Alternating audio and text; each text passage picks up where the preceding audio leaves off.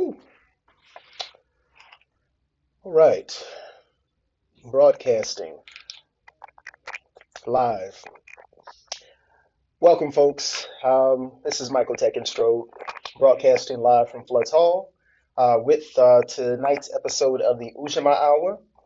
Um, this is an episode in reflection. I can never really predict. It probably won't go long, but we never know. We never do know. Um, I don't anticipate it will.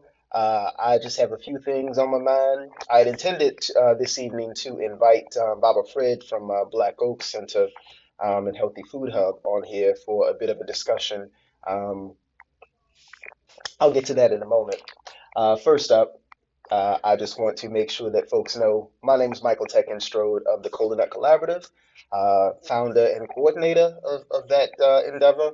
The Cola Nut Collaborative is a citywide time bank whose objective is to engage communities, to enrich communities, to empower communities, to cultivate asset-based community development throughout Chicago 1 hour at a time.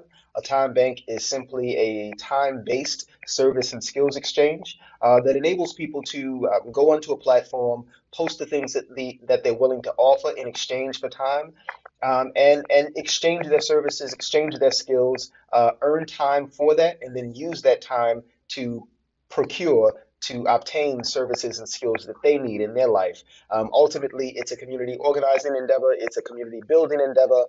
We see this as the one of the key strategies for mapping the skill sets, mapping the human assets that exist inside of communities, and using the time bank, using the platform to incentivize the participation of people in projects that have tremendous social good, but they may not at the present moment have tremendous financial good, right? A financial return. So the Cola Nut Collaborative is a citywide time banking endeavor. And the other side of the Cola Nut Collaborative is that we also are something of a solidarity economy incubator in the city. We are engaged in the process of participating in meetings and mapping projects that engage the solidarity economy in the city. And what that means is simply we are looking towards an economy that is positioned towards people and planet. Um, and really just in empowering communities to wrest the sort of economy back from this notion that we have these communities that are workaday, that are sleeper communities, that where people come home, go to bed, get up, rise to go to work every day. We ultimately want communities that are more rewarding than that, right? We want lives that are more rewarding than that, and ultimately we see this framework of the solidarity economy as building a more enriching economy and personally enriching, right? An economy that actually ensures that people have a broad number of ways to meet their needs in their life, and do not have to be compelled to break themselves, to contort themselves into lives that don't fully fit them, that don't fully serve them. The solidarity economy is a framework that we see as doing that. The solidarity economy can include many things, right? So some of the endeavors that we are working on within the Cola Nut Collaborative, of course, are time banking, so the time-based skills and service exchange. But we also have a bit of an organizing arm with some organizers on the west side in Garfield Park who are looking to do housing cooperatives, and we're participating in helping to lay the groundwork for education around that. We are engaged with the Cooperation for Liberation Study and Working Group, which is about engaging and exchanging history around the Black radical tradition of worker cooperatives, ultimately, so that we can use these worker cooperatives as a method to meet the material conditions of people in our community, to build businesses that are anchors inside of these communities, and that will not leave these communities simply because they have a single unprofitable year, but they are communities that remain, that are multi-stakeholder, that are collectively owned, that are democratically governed, where people can have control of the sort of workings of their lives in a different way. So we engaged in worker-owned cooperatives, we engaged in housing cooperatives, we engaged in time banks, To the extent that there's a project that is attempting to build a more enriching and a more deeply serving economy in the city, in neighborhoods that have been marginalized by Chicago's existing economic structure, the Coldernut Collaborative is going to be there. It's going to be involved. It's going to be engaged. It's going to to to give voice to those folks who presently do not have voice, or and to make sure that those folks know where those rooms are, so that they can show up there and have their own voice in those spaces. So that's what the Coldernut Collaborative is about.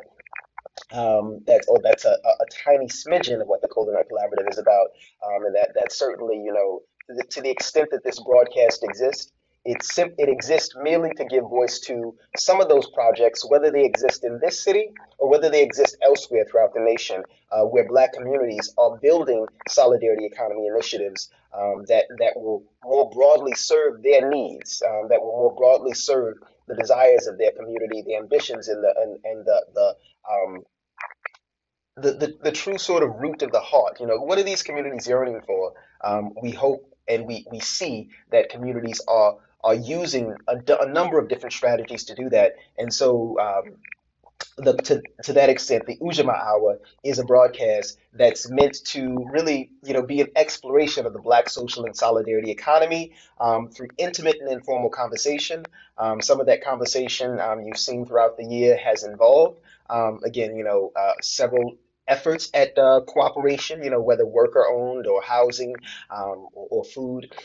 It has involved people who are building organizing cooperatives or federations of cooperatives, such as 400 Plus One. It has involved people who are building um, business incubation spaces that can better serve the cultural and economic needs of their community in the Bay Area. It has involved people who are developing we talked a bit to Dara Cooper. We've talked to of the National Black Food and Justice Alliance. It has involved people who are really building deep liberatory practice around the economic endeavors that they are engaged in, right? So we're not building an economy simply for the individual profit, right? Simply for the profiting of individual people and individual persons, but we are building collectively owned projects and collectively owned endeavors, ultimately so that we can build collectively owned wealth, right? And I think it's even sort of broader than this question of ownership, right? There are some people that have been on this broadcast that have questioned ownership, right? Kamal Rashid very directly questioned the notion of development, right? Because when we talk about how development has appeared, whether we're talking about in the colonial Africa, the colonial African and Caribbean context, or when we talk about even the sort of colonial structures that exist within the U.S. in Black communities and other marginalized communities, marginalized spaces. These are places where development has not served us very well, right? When you talk about the Rondo community there in Minnesota, that's not a place, and this is a story of many communities, many Black communities throughout the nation. When they wanted to build roads, they built them through communities, or they developed them through communities that did not have voice, that did not have a vote in whether or not that development was going to come to their community, and that still goes on now, as we've seen on the West Side with an initiative called Reinventing Cities, right? There's an initiative on the West Side at Kedzie and Fifth Avenue, right? And that's about attempting to establish something that they're calling a cooperative and affordable housing in an area of the West Side. But they're going to build the housing, and then after they build the housing, they're going to make it cooperative. Um, I mean, I know a little bit. I know a tiny smidgen about cooperatives, and that does not sound very cooperative to me. Um, so I'm getting off on a tangent, but that's what this broadcast has been about. Again, an exploration of the Black social and solidarity economy through intimate and informal conversation with people throughout the U.S. And who knows where the broadcast will go in the coming year ahead. We're still booking the lineup for 2020. We're going to do a bit of a recap on this broadcast, just kind of thinking about what the lineup for 2019 was, and then also a few other things that I want to touch upon. But of course, I must say that, I talked about a moment ago, we're broadcasting from Floods Hall. As I was entering Floods Hall this evening, it was a buzz with activity, right? Floods Hall is a mutual aid civic workspace here in Hyde Park that plays host and plays home to several organizations, that are doing tremendous mutual aid work in the city, right? These are organizations that are engaged in building again that sort of a more enriching version and a more enriching vision of an economic future, right? Where people who have been marginalized, who are not being served by the economic or the social structures or the civic structures in Chicago, can come to get services, can come to be together, can come to build together. So we got Care to Prevent here this evening. We've got Brave Space Alliance here this evening. And of course the Collaborative is broadcasting from Floods Hall. We've got some things lined up for the year. We're trying to get scheduled our first series of time salons for this year. The time salon is an intentional gathering that's meant to engage these ideas around how do we build an economy that better serves a broad range of needs and serves those needs in a different set of ways, right? So serves those needs through time banking, serves those needs through mutual aid, serves those needs through support mechanisms that don't necessarily require sort of the state intervention, right? The support mechanisms that we can build, right? So we still need the sort of resistance arm that's going up and ensuring that we are getting what we need from these state structures. But to the extent that those state structures are not going to immediately meet these needs, how can we ensure? How can we map those needs that exist now? How can we do that needs mapping? How can we do that asset mapping? And how can we ensure that there's a way for those intersections to occur inside of our community directly, immediately, amongst ourselves, until such time as we have other structures, other bodies, that can serve us in a different way, other systems of governance that can serve us in a different way. And there's an interesting discussion that I'll go into about governance that we had at Cooperation for Liberation. So I'll share a few pieces of that in a moment. So that's what we're doing here at Floods Hall. So if you've not been to Floods Hall, they've got a popping calendar. I suggest that you go ahead and make sure you check out Floods Hall on Instagram, check out Floods Hall on Facebook, check out their website, floodshall.org. I'm fairly certain. Yes, I'm correct, floodshall.org. So make sure you check out the website of Floods Hall. Coming up this month, we've got tonight they've got some support groups going on. They've recently had their SNAP information session yesterday. So of course, SNAP benefits are under tremendous threat of cuts that are coming down the pipeline. So Southside Workers Center was here yesterday doing an information session around that. Tonight, the Brave Space Alliance has a support group going on. We've got some things around a police accountability meeting that's coming up this Wednesday. And then there's a 2020 Vision Board event on Saturday. So, there's a lot happening in Floods Hall, and we're very delighted to be here, to be able to be hosted at this space and to hold office at this space. Because, again, it's going to allow us to do some great things this year regarding those time salons that we want to host, bringing back the time salons that we hosted at Comfort Station, and really, just building out a more rigorous and thorough program in a place where we don't have to move our equipment around, which is, always a challenge. When you're moving between spaces and you have to move equipment around and you have to bring supplies and you have to, figure out how to stage a space and then, uninstall your staging. That makes a tremendous challenge for programming continuity. So that's Floods Hall. One thing I will touch upon is I've been doing a session design for co-op, not for co-op, but for the Ujamaa hour this year. So we've been doing some design work around mapping out what this broadcast is, right? The broadcast, both in 2018 and 2019, was a bit haywire, right? I mean, it was my attempt to engage something that I was curious about and something that I wanted to. In fact, I'll just take out this logo for a moment, just because I want you to be able to see the rest of that screen. My intent to really engage the broadcast was about me being curious about a few things and me wanting to ask some questions. And so This year, in terms of trying to get more intentional with the broadcast, I've actually been doing a show map, right? And that show map, just kind of goes to the tagline that I spoke to you about before. Like, what is this show about? What is the substance of this show? And going back and listening to some of the broadcasts from last year, listening to some of the from broadcasts from 2018, again, an exploration of the Black social and solidarity economy through intimate and informal conversation. Key questions. How do you see, engage, and define the word economy? What is its relationship to the path or work you've presently chosen to pursue? Do you remember the first time you became aware of? Let me just because I can do that, right?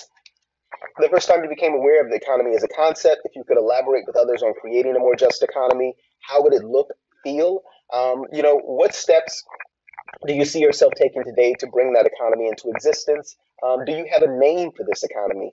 So we're calling it here on this episode the solidarity economy. As a sort of framework for how we see it being engaged elsewhere, right? So solidarity economy is a framework that is named and used in other spaces, but ultimately, I don't necessarily care what it's named. I care that if we have a similar vision, we can kind of call it whatever. Language is fungible. Language is a framework in which people try to grapple with understanding one another. And so, if people saying solidarity economy are not really communicating what the vision is behind the solidarity economy, then it doesn't necessarily matter that you try to get people to understand that particular set of verbiage. What we're trying to get people to understand is what is the vision of the economy that we are attempting to create, that we are attempting to name, and how can we make sure that we very clearly see the values and see the elements of that economic framework, of that strategy, so that we can more clearly move towards it along the way. So some of the other things that I've been kind of mapping out about it is just what is it? Monthly webcast. Purpose is to create a public forum which engages innovative economic ideas, organizing strategies within Black communities. Again, something that we have very clearly been in doing, between 2018 and 2019, and we're just getting very clear, very detailed about the fact that that's what we want to be doing in 2020. But we want to be doing it not only intentionally, we want to actually be able to have other people see it clearly, see it more clearly. That this is about an equitable distribution of resources and power. This is about an economic system that is really focused and narrowed in on economic justice. This is about like what metrics are going to account for full environmental costs. What's a thriving livelihood for communities? What does thriving mean for different communities? And how can we make sure that the democratic process is present in both economic and political spheres in society? So that's sort of the what of the Ujamaa Hour. I'm not going to go to the who. I don't really like talking about myself, but that's something that I'm going to have to work through. Perhaps, who knows? But in any case, again, we really wanted to get Baba Fred on here this evening. What we're planning actually this year, and the reason that we wanted to have Baba Fred on the broadcast tonight was because right now what we're working with Black Oak Center and Healthy Food Hub to do is host a community resilience summit. Now, some of you who have been through the Healthy Food Hub at some point during the last 10 years may have participated in the Community Resilience Summit. The last Community Resilience Summit was probably in 2014. Yeah, it was in 2014, definitely. So in 2014, the Community Resilience Summit was Baba Fred holding court at the Healthy Food Hub, really talking to what are the things that we need to be looking out for to build resilience in our community, specifically around the food system. But of course, Black Oaks is broad based. They have the eco campus because they want people to understand how can you build off grid energy systems? How can you build off grid housing systems? How can you understand the sort of natural building structures, the natural energy structures, the food system development structures that we are ultimately going to need we're going to need to have these strategies in place as the continued deterioration of the environment, of the ecology, persists. And so the Community Resilience Summit that we're looking to host sometime in the near future, possibly nearer to March, is going to really be about getting people in a room who are going to be able to speak to some of the work that they're ultimately doing around some of this. Um, so, ooh, all right, we've got lots of clicking. Let me troubleshoot very briefly and fix that.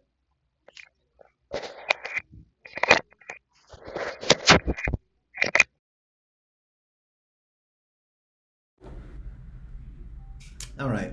So I'm going to get off of the ear pods just because it's possibly because of the charging. So yeah, let me move to. Boom. So the thing we want to cover at that community resilience summit is going to be, and there's going to be some echoes that are probably going to persist because I'm in a sort of room and speaking through this microphone on the MacBook. But we want to cover folks who are doing work around some of those spheres. In fact, I'll give you the actual view. I don't want to kind of just speak it up. I want people to actually understand what this is going to be about.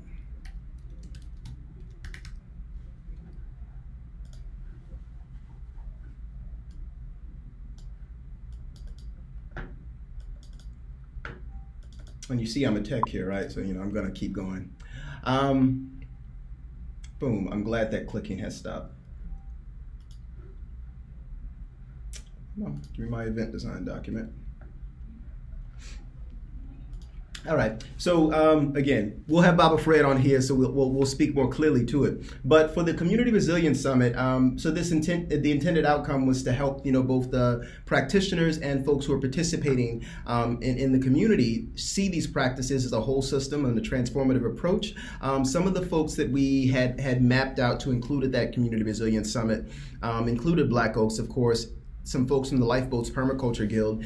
For those who don't know about the Lifeboats Permaculture Guild, that was the body out of which the Coconut Collaborative bloomed. So in the Lifeboats Permaculture course curriculum, part of that course was to build a social permaculture curriculum and to help people see that the relationship between the agriculture and the human systems was that if you don't take care of the relationships, if you don't take care of the people systems, then all of those agricultural systems ultimately fall apart at the level of relationship. And so we want to make sure that represented at this Community Resilience Summit is not only this aspect of building these robust agricultural systems that are in relationship with the natural environment, but that we're also talking about how we're building human relationship, how we're building people systems that can support these agricultural systems. So Black Oaks, the Lifeboats Permaculture Guild, Healthy Food Hub, the Coconut Collaborative, Cooperation for Liberation Study and Working Group, of course, speaking to this aspect of developing worker cooperatives. And I want to kind of clarify a bit, right? Because there was a misunderstanding, that occurred there's a misunderstanding that often occurs with the Cooperation for Liberation Study and Working Group, especially when we talk about, building worker cooperatives and building cooperatives, period. We're not simply attempting to develop cooperatives for cooperative's sake, right? We are in the room, and we specifically are a place-based practice where we are in the room every other week, bi-weekly, because we're building relationships with each other. We're trying to understand structures of governance and structures of different ways of cultivating group leadership, right? We're trying to understand different ways of sharing power in a space, because ultimately understanding all of those structures makes any cooperative endeavor much stronger. And when we don't have those structures in place, when people attempt to leapfrog over that process, that slow, deliberate, and intentional process of building relationship, things fall apart. Chinua Achebe. And so Cooperation for Liberation Study and Working Group is studying cooperatives and building relationships, because ultimately we want any cooperative endeavor which we form to be stronger. And when I show you the curriculum that came out of yesterday's session, so yesterday we had a meeting of Cooperation Study for Liberation Study and Working Group. When I show you the curriculum archive that came out of that, we attempted to have a discussion around a steering committee, and the immediate thing that came up was that many people in the room felt that historically, when they've participated in steering committees, they've ultimately felt that they are entirely unjust structures, right? And they lend themselves to developing an organizational hierarchy that pushes people out of participating in them, right? So the ideal of a steering committee as a central body that moves a project forward ultimately begins to disempower large numbers of other people in the organization, because even though the steering committee might be set up because they're trying to do very specific work and everyone might not want to do that work at that moment, ultimately those structures become bodies that become enclosures of power, right? And so I'll build more on that in a moment. But I just kind of coming back to this this event design for the Community Resilience Summit, Cooperation for Liberation, Grow Greater Inglewood, and some of the work that they're doing around cannabis equity and sort of hemp legislation, and the Asasiya Hemp Cooperative, as well as the land over there in Inglewood, and ideally our host for the Cooperation for Liberation Study and Working Group is Let Us Breathe Collective, and they've been doing tremendous work just around mutual aid and building sort of mutual support infrastructure in spaces. We wanted to do this during Kwanzaa, but everybody was busy during the month of December. I'm completely swamped for the month of January, but we're going to be revisiting this in March, so that we can make sure we have this Community Resilience Summit going. And of course, Curtis Mayfield, under the Y, people get ready. Baba Fred, has been talking, even though we have not necessarily nudged forward in terms of finishing this event design. We've certainly been talking, as we always do. And when he talks about sort of the weather patterns that have existed for this past year, for 2019, and the sort of weird frost periods, the early frost and then the late melt, when you talk about sort of the weird weather patterns for this past year, living in the city, we can often miss it, right? We can miss the mark. But if you're a farmer and you know that your greens frosted over, too soon, and you know that your tomatoes and your peppers didn't bloom, or they were small or something like that, you can really see how the weather patterns affect food, and then you can actually predict that in 2020 there may be a food price, shock, right? We're probably going to be hit with that, because ultimately the weather season was a challenging period for production, right? So yeah, people get ready, it's not necessarily sort of to raise the level of anxiety to undue proportions, but it's just to say that there are some things that we are not paying attention to that we probably need to be paying attention to. And this Community Resilience Summit is an attempt to take a broad approach at looking at different areas of the sort of systemic analysis around environment and around economy, and around society, around social relationships, so that ultimately we can put the pieces together and we can figure out what pieces are we going to work on, and we can get to work on those pieces in our different ways, knowing that ultimately there are places where our work converges. And we need to be attentive to what they call in permaculture those edges. So that's where the work intersects. That's where different areas and different ecosystems converge.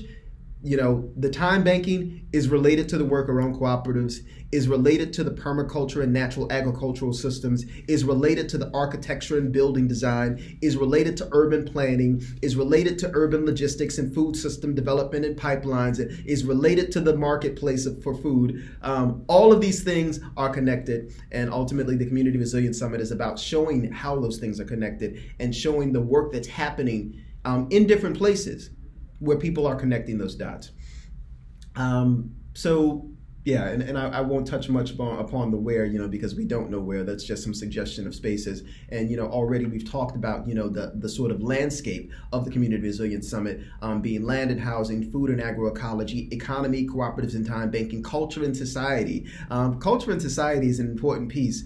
There's a piece that I attempted to show yesterday at Cooperation for Liberation, but we didn't have enough time, and it's called Black Conference by Reg Flowers, and actually, and who I hope to invite on the broadcast to see how that presentation is going. But Black Conference is a stage play, and I hesitate even to call it a stage play because it's immersive theater, right? This is truly the theatrics or the theater of the oppressed, right? Black Conference is based upon some of the work by Dr. Jessica Gordon Nimbard and Collective Courage, where the production company that Reg is a part of has created an immersive theatrical experience that brings people into a Black conference that includes, such figures as W.B. Du Bois, Helena Walker, George Schuyler, various people that are extant in this period between the 1900s and the early 1900s. And the sort of civil rights era that were building on these notions of Black economy and notions of Black cooperation, right? And really doing deep work around these spaces. Of course, Ella Jo Baker, whose name we always sing praises on. But Black Conference creates an immersive experience that invites people into the conference space and helps them to get a sense and get their bearings around the type of activity that was happening then. And ultimately, it's a culture building project because it's the type of work that we still need to be engaged in now. So that was that's a sort of tangent of the culture and society piece. Ethics and values. This is something that Kamal Rashid spoke very very deeply to in our broadcast during 2018, where we covered Julius Nyerere and the Ujamaa, a basis for African socialism. And this sort of ethics and values piece is really about how we govern. I know there's something that Kamal has said in other spaces that I often quote him on. And that's of course, giving him credit, Dr. Kamal Rashid, that a deep and abiding brother, in the space. But something that Kamal has spoken on before, and something that I often quote him on, is he makes a statement that says, if you want to know how society would look if your organization ran the world, ran society. If you want to know how the world would look if your organization ran society, look at how your leadership governs, right? Look at how your leadership currently runs the organization. And ultimately, in many organizations that are governing on a sort of grassroots level, you can see that many of these organizations have a dictatorial analysis, right? They're small fiefdoms and small dictatorships that run these organizations. And so if they ran society overall, then your organization would transform society into a dictatorship based upon how your organization is operating, right? If you are not injecting deep and direct and abiding democracy into the organizations that you are forming right now on the ground, then if you actually, assumed control of society, my assumption, and the assumption of Dr. Rashid, is that you would probably turn society into a dictatorship. And so to the extent that there are several organizations that I am deliberately not a part of, that is why, I am not interested in dictatorships. And ultimately, we had an activity yesterday at Co-op for Lib, where we took an activity from Augusto Boal. Now, if you don't know Augusto Boal, you need to read Theater of the Oppressed. So Augusto Boal writes Theater of the Oppressed based in the same sort of framework as Paulo Freire and the pedagogy of the oppressed. Pedagogy of the oppressed being that, we can self-educate, and recognizing that people have experience and have knowledge that they can contribute to spaces, and that they don't need to wait for a teacher to teach them things. They do have sufficient experience to go out and get some of the knowledge on their own and engage some of that knowledge and decide when they want expertise in the room, right? But ultimately, there's an education that we have to do, that we have to self-assume, right? Before these experts can come in. Otherwise, what happens, and what we talked about around governance, is that when the experts come in the room, we defer all power to their expertise. And then ultimately, we don't think we can govern without this sort of small realm of experts. And that's not what we're looking for. If we're looking for deep and abiding participatory democracy, direct democracy, then ultimately we have to make sure that people feel that they can assume that power for themselves. And that starts with assuming that I can educate myself about just about anything. And pedagogy of the oppressed is that space. Theater of the oppressed is ultimately in a similar space, really about role playing these questions of power. So we did something yesterday at Co-op for Lib called The Great Game of Power. Now, the Great Game of Power is Augusto Boal's attempt to show how space, in fact, the activity, let me see here. I'm going to jump to it. The Great Game of Power. So Augusto Boal has a section in Theater of the Oppressed. Not in theater. This is in our Games for Actors and Non-Actors. So this is a text that's after Theater of the Oppressed. But you see that title, The Invention of Space and Spatial Structures of Power.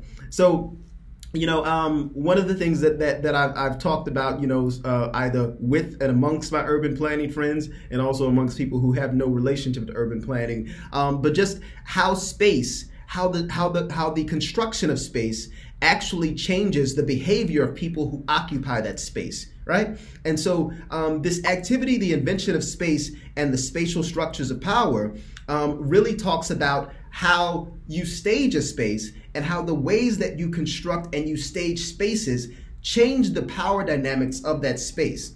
So the Great Game of Power, is something that's in this text, Games for Actors and Non-Actors by Augusto Boal, and it talks about using a table, 6 chairs, and a bottle. Now, the activity is that you are supposed to stage the table. You get people in a room, so you can have as many participants as you choose. Actually, the more participants you put in, it'll get a little unwieldy. We had 4, so you have 4 participants. You have a table, 6 chairs, and a bottle. The object is for each one of those people to go in one at a time and stage the environment or the space so that one chair has power, right? Now, after each 4 of those people stage the space, then they go in together and they decide by consensus what's the design we're going to go with. What's the spatial design we're going to go with that's going to assume to make people who look at this space assume one chair has power. Now, after they've done that, after they've had consensus around that single chair, then they're going to go back in to the space, and one of them is going to assume the powerful chair. And then the object is for other people to go into the space and occupy a different chair and to create spatial power in a different space, right? To move the power of the table around based upon them coming in and occupying space after the other people. So you're playing with this game of power, which is trying to show that power dynamics can shift in different ways, right? And how power dynamics shift. And the funny thing that happened during this activity was that, one of our participants and our great core members, Deidre Somerville, she stated that, one of the things she observed during that activity was how deferential everyone in that space in Co-op for Lib was to attempting to assume power, right? We are people who do not want to occupy power in specific ways, right? And there was also a question of how you define power, right? So what does power look like? What does power mean? So that we were people in the room who were very deferential to attempting to assert our power over other people in the space. And even in the activity, even though we were grappling with a role play, right? This was a game. Even in the space of a game, we are not trying to assert our power over people, our dominance over other people.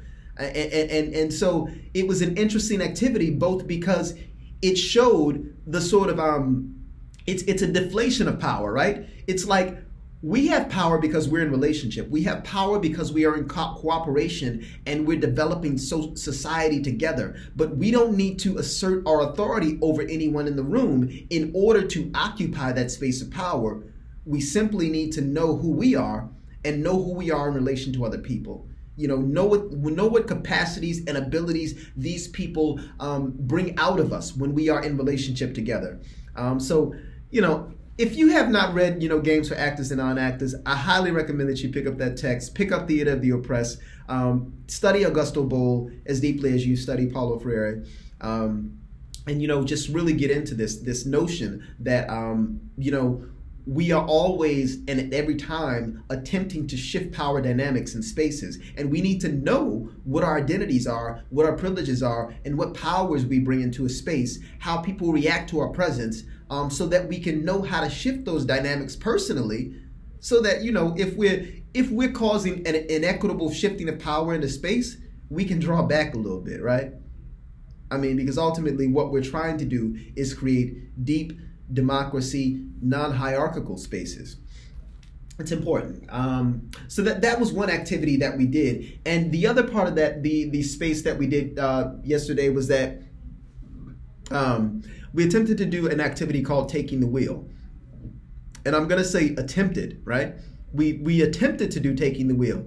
The idea of taking the wheel was that you were going to do a role play around the development of a steering committee. Now, what's a steering committee? You see there the definition: a body within a project or enterprise that supports the guiding the work, right?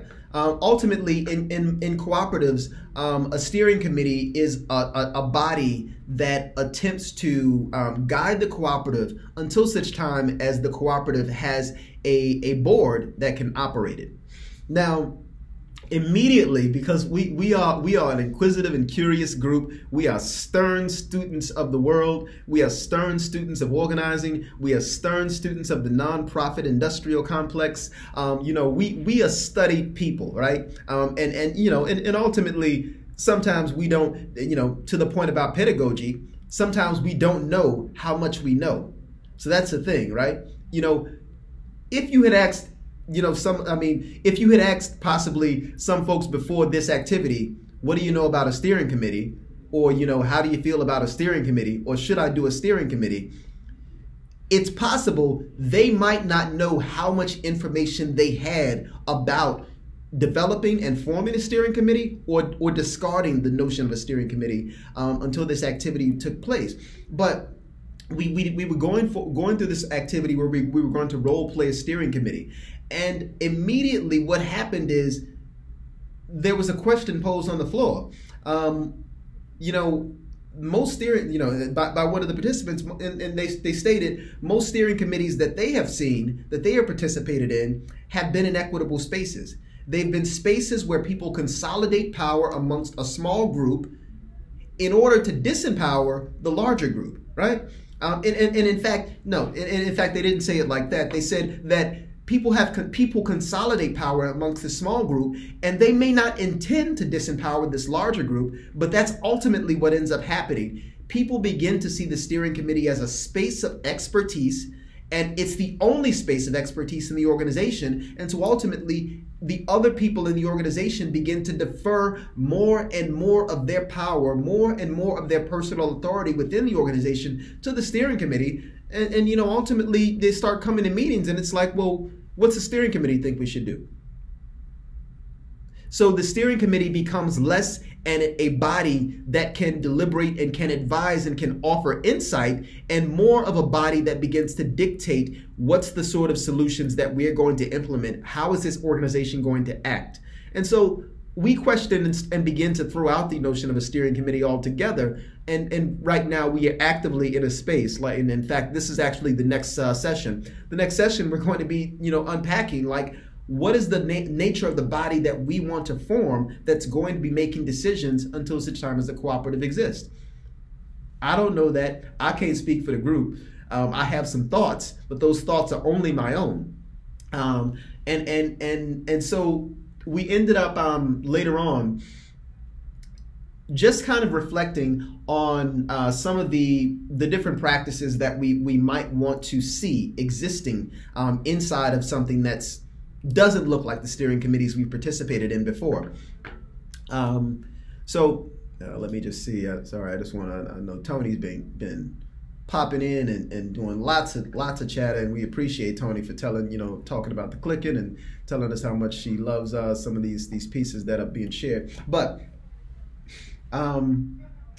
so the things we started to discuss were, what would we want to see in a body that is attempting to make some decisions, to make some moves forward until such time as we have a much larger body? How can we make sure that we have a sort of more porous infrastructure that can allow people to join through some sort of process, so that it's never that this becomes a closed body that is dictating to this larger body, but it's always that we have ways that we can make some decisions that need to be made, but that we also have ways that we can defer some, the necessary aspect of critique, of authority to this larger group, to this larger body.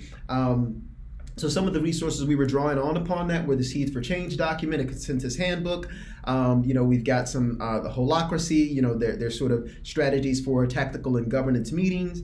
We've got sociocracy, which we have not really dove into yet. Of great note was this diagram designed by one of our members, which kind of talks about there being sort of this center where this periphery of people, the sort of larger organization, are pushing rules and decisions towards the center, and then there's a porous layer of information and recommendations that are being traded between the center and the periphery, so that you still have, in the ways that we're structured at Co-op for Lib, we've got committees that take on specific tasks. So we've got a facilitation committee, we've got a development committee, we've got an organizing and outreach committee, we've got a cultural arts and movement committee. So those committees are all making their individual decisions around how they operate, but it's never that those committees are the sort of final arbiter of all decisions around what type of work is happening there, right?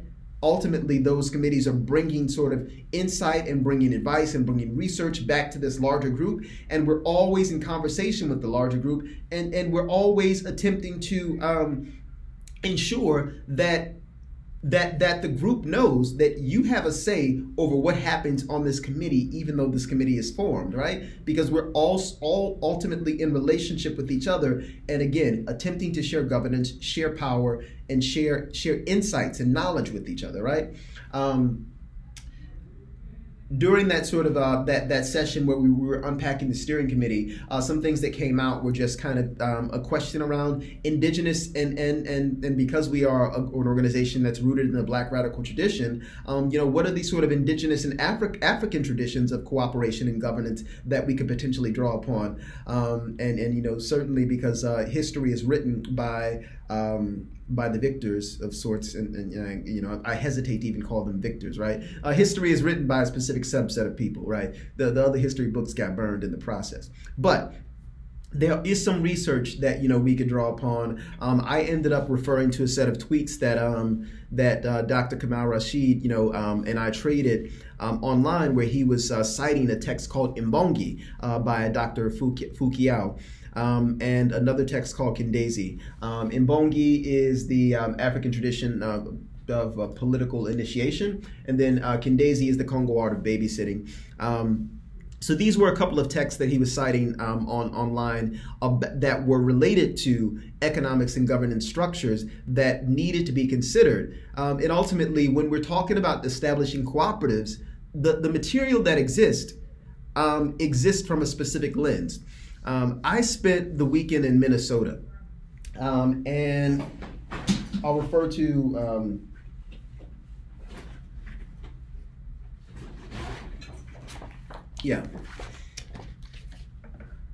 So switch for a moment.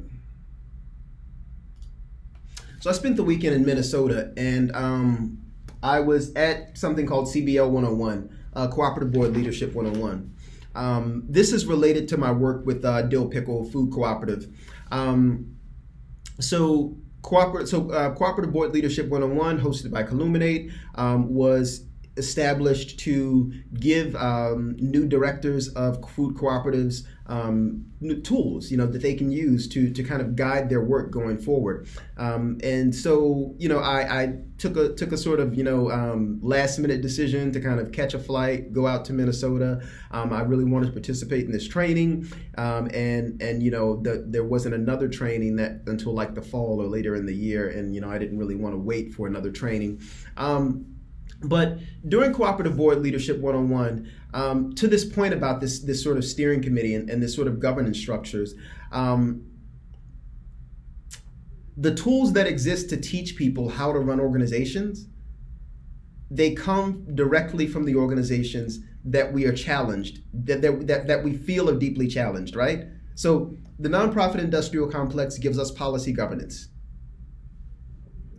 The boards of directors in cooperatives comes out of, directly out of sort of, very much out of the sort of shareholder and tradition of organizations, right? So it comes directly out of this capitalist context that tells us that a small group of people are the experts who should run businesses.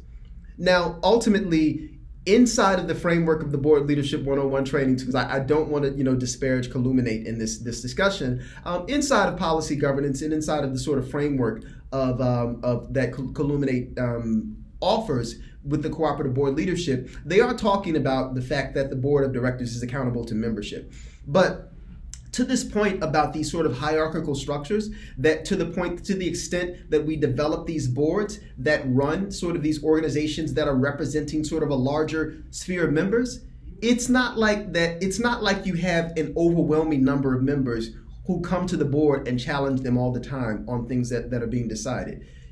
You have a few members who are ready to present themselves and to challenge board decisions. But ultimately, for the most part, a lot of those members are just like, well, the organization seems to be running fine. I guess we're just going to let the board make the decision. So, there are a few decisions that members want to have some say on, and then there are lots of other decisions that they just don't really care about or they don't have an opinion on. But ultimately, the way that we approached it in Co-op for Lib was that even when you're trying to grapple with understanding how to develop worker cooperatives in the present context, you're trying to understand that in the context of organizations who have been using structures that are inherently oppressive, right, or that veer towards oppression. In fact, one of the sort of comments from Joan yesterday was that, look, the people who are using the steering committee, they're perfectly nice people, but the steering committee still became a power consolidation tool. And it wasn't like those people didn't have the intention to consolidate power, but the tool was so fitting that power just became consolidated. And then once power became consolidated, there was the opportunity for people to manipulate and use that power in very destructive ways. And there was another story, and I won't kind of get into the organizational context, and I won't even mention the person in there, but they were talking about a structure in which, this happened within a union. And, this happened in a particular labor union, and then there was some embezzlement of funds, because when you consolidate power amongst these small bodies, and then, people begin to defer to people's expertise, even in the board level, right? Even when you get a smaller body of decision making, then there's a greater opportunity for people to see people with specific expertise on the board and say, you know what, we don't want to make legal decisions on the board, but there's a lawyer in the room, so we want that lawyer to decide. Now, Colluminate, to their credit, they very directly said, you do not defer on boards to people with specific expertise. You either hire out for that function, or you try to make a decision. You try to get enough information amongst the entire board so that the entire board has an input in that decision. But it happens. The reason they had to make that disclaimer is because people defer to people with specific sets of expertise around all matters related to their expertise, or most matters related to their expertise. So, as we're trying to build cooperatives, and as sort of Colladet Collaborative and Co-op for Lib are in this process of trying to understand how we're going to build the cooperatives we need, we're finding ourselves struggling with locating new structures, with building new structures, right? We don't want to use the traditional sort of hierarchies that exist, even as we're trying to understand those tools, right? We're trying to understand those tools because ultimately we're probably just going to end up discarding the tools and making our own. And that's what building a new world looks like, right?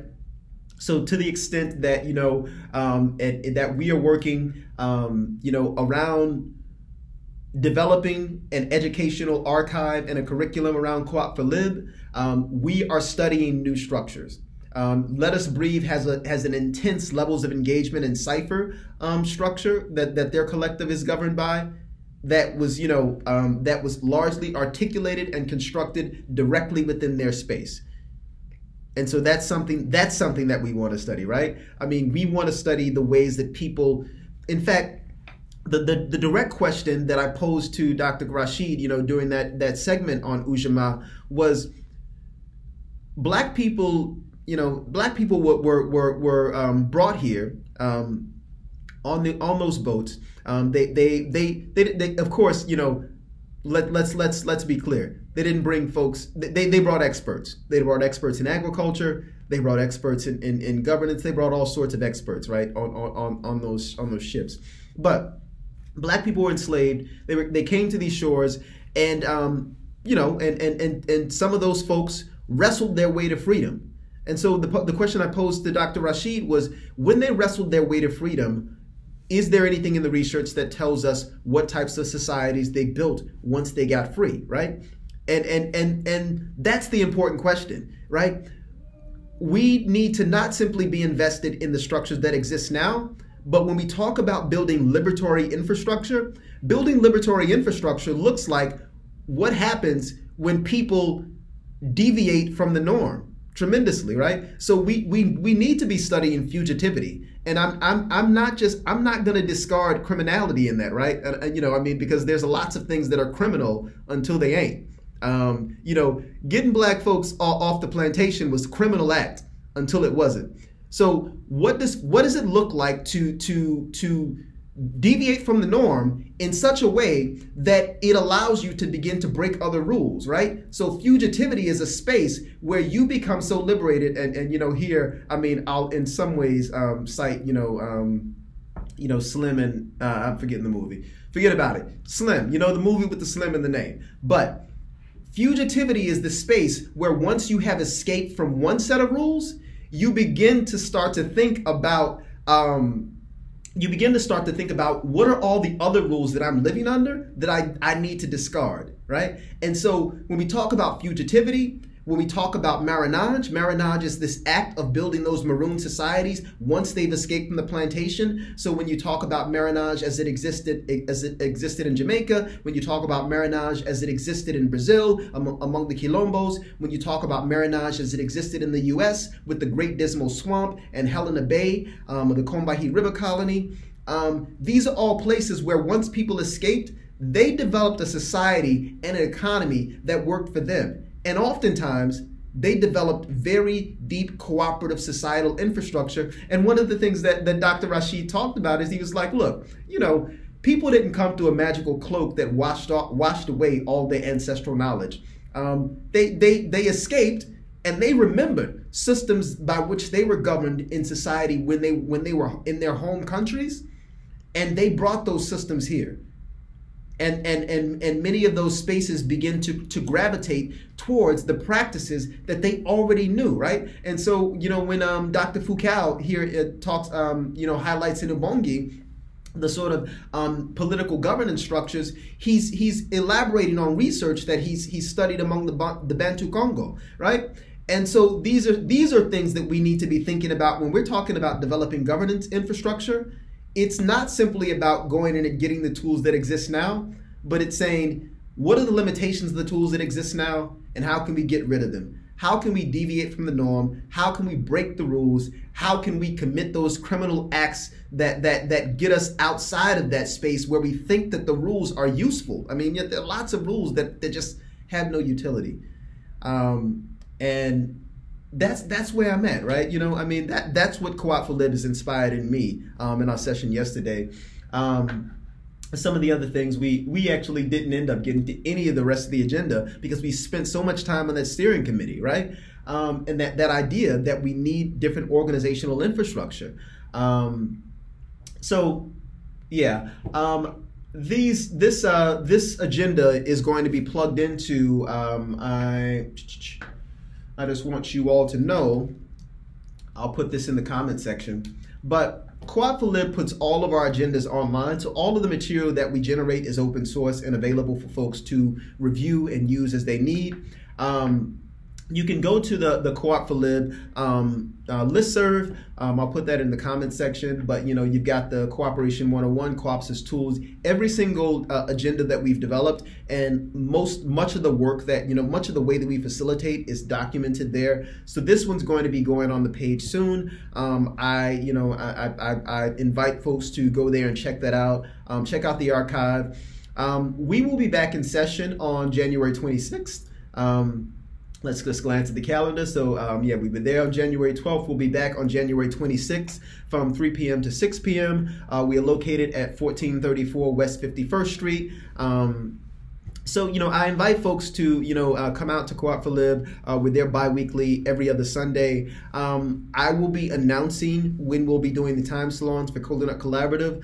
Essentially, what we're going to be doing is a monthly time salon. So that's going to be a monthly orientation where people are going to be able to understand what's going on with the time bank, and how to either engage membership, exercise their membership, or otherwise, join the time bank. So we invite folks out for that. Again, we're appreciative here that Floods Hall is hosting us. We're really looking forward to some of the work that we're going to be able to do this year in Floods Hall. We're looking forward to there's lots of things that I'm personally looking forward to. I am picking up with Lift Economy and doing the Next Economy MBA. The Next Economy MBA is a program of folks who have been through traditional MBA programs, and then they've looked at the sort of economic structure and economic institutions that they want to build, or that kind of exist within the solidarity economy, and they've developed an unaccredited MBA program around those ideas. So I'm going to be participating in that. Again, it's really just to kind of hear the ideas, but ultimately, even the ideas that deviate far from that, right? Yet they're still called an MBA initiative, right? They're still called an MBA program. But so there probably are still going to be some ideas in there that I'm going to have to reject, because I'm about deviating from sort of that norm, that regulation, and I'm invested in fugitivity as an act of personal and political and social and communal liberation. So yeah, you can call me a fugitive economist if you want. I mean, sometimes I call myself that. I haven't put it on LinkedIn yet, but someday soon. Fugitive economist, social collaboration, a collaborative economist, a collaborative social economist. All those things are things that we cover here. That's what this broadcast is about. Ujamaa Hour is about those fugitive ideas, those fugitive economies, that social and solidarity economy that is being built and exists within Black communities today. And that's what we're going to be covering this year. I didn't even get to, I'll just do a quick recap here of last year. So last year you saw us do the conversation with Danielle Mkali and Malaya Connolly. You saw us do a conversation with Latiera Pipus, Dara Cooper, Jamila Medley, Dion Lucas, Katrina Baxter, Tara Hines, Richard Wallace, Imhotep Adisa. Tara Hines we didn't get to talk to last year. Hopefully this year we'll get to talk to Tara Hines. Richard Wallace, Imhotep Adisa, Yaved Holtz. We had Cowie Village. We had Equity and Transformation, Keperu Institute, Black Permaculture Network, Soil Generation, E.G. Wood, Philadelphia Area Cooperative Alliance, National Black Food and Justice Alliance, Womanist Working Collective, Village Financial Cooperative, and Nexus Community Partners on here last year. It was popping in 2019, and we're gonna blow it up in 2020. With more people. I'm thinking of doing an arts focus this year, or at least for the first half of the year, after I get Baba Fred on here, and my collaborator in Co-op for Lib, Joan Fediro. I ain't forgot. So I'm thinking about doing an arts focus and just understanding how cultural economies inform communities and cultivate new ideas and new imagination around what development looks like. So I may do that. I'll have to figure out how to do that in a way that's meaningful to me, because I don't like a lot of arts. There's a lot of arts development that I don't like, that I think mimics and participates in old systems. But that's neither here nor there. You can catch all of these broadcasts on the Facebook page of the Cola Nut Collab, facebook.com/Cola Nut Collab, KOLANUTCOLLAB. Everything is recorded on our website as well, so colanutcollab.org. You can catch the previous broadcast there. We've got the 4 episode pilot up. We've got the mid-year recap up. We've got a YouTube channel, and that address is inconsequential, but it's posted on the Facebook page. I look forward to the guests that are going to be on here this year. I look forward to you all participating in Co-op for Lib this year. So make sure you check that out. Whoop, my face is blocked. Cooperation, Liberation, Study, and Working Group. Usually I have a split screen, so that's why that is. But check out Co-op for Lib. come back for our sessions. We're here every second Monday of the month, doing this Ujamaa hour, and we look forward to seeing you all in the comment section. And next time I promise to acknowledge this comment section a little more, because Tony got it popping tonight, and I appreciate you.